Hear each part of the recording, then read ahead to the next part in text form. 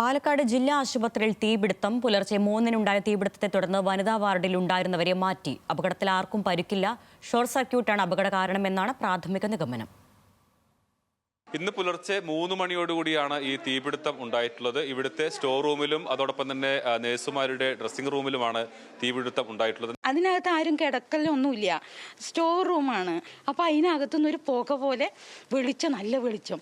അങ്ങനെ പെട്ടെന്ന് ഓടി വന്നു. വാതിൽ തുറന്ന് ഉള്ളിലേക്ക് വെച്ചിട്ടേ ഉള്ളൂ. പെട്ടെന്ന് വെളിച്ചവും ഈ കറുത്ത പുകയും കണ്ടപ്പോഴേ നമുക്ക് ആകെ പിടിച്ചു. നമ്മളിപ്പോൾ നിൽക്കുന്നത് വാർഡിലാണ്. 2 ICU വാർഡുകളാണുള്ളത്. 2 നിലകളിലായി. താഴത്തെ നമ്മളിപ്പോൾ കാണുന്നത് മെഡിക്കൽ ICU വാർഡാണ്. ഇവിടുത്തെ എല്ലാ ബെഡുകളിലും ആളുകൾ ഉണ്ടായിരുന്നു. ഇതിന്റെ മുകളിലത്തെ നിലയിൽ സർജിക്കൽ ICU വാർഡാണ്. തൊട്ടപ്പുറത്ത് കാത്ത് ലാബാണ്. അവിടെയും എല്ലായിടത്തും ആളുകൾ ഉണ്ടായിരുന്നു, രോഗികൾ ഉണ്ടായിരുന്നു. എല്ലാവർക്കും തീവ്രപരിചരണ വിഭാഗത്തിൽ കഴിയുന്ന ആളുകൾ, അതിൽ പലരും ഓക്സിജൻ സഹായത്തോടു കൂടിയെല്ലാം തീവ്രപരിചരണത്തിൽ കഴിയുന്ന ആളുകളാണ്.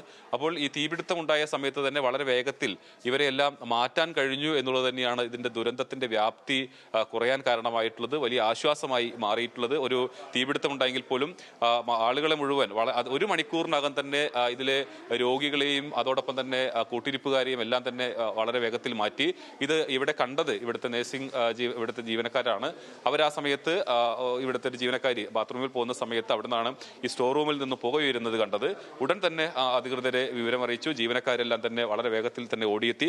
സെക്യൂരിറ്റി ജീവനക്കാരും അതോടൊപ്പം തന്നെ ആശുപത്രിയിൽ ഡ്യൂട്ടി കഴിഞ്ഞ് മടങ്ങിയ ആളുകൾ ഉൾപ്പെടെ വളരെ വേഗത്തിൽ തന്നെ ഇവിടേക്ക് എത്തുകയും തീ അണയ്ക്കാനുള്ള ശ്രമങ്ങൾ നടത്തി. 2 യൂണിറ്റ്, പാലക്കാട് ടൗണിൽ നിന്നുള്ള 2 യൂണിറ്റ് ഫയർഫോഴ്സ് ആണ് ഇവിടേക്ക് വന്നത്. എന്തായാലും വലിയൊരു ദുരന്തം പാലക്കാട് ജില്ലാ ആശുപത്രിയിൽ ഇത്തരത്തിൽ ഒരു തീപിടുത്തം ഉണ്ടായെങ്കിലും അത് വളരെ വേഗത്തിൽ നിയന്ത്രിക്കാൻ കഴിഞ്ഞു എന്നുള്ളത് തന്നെയാണ്.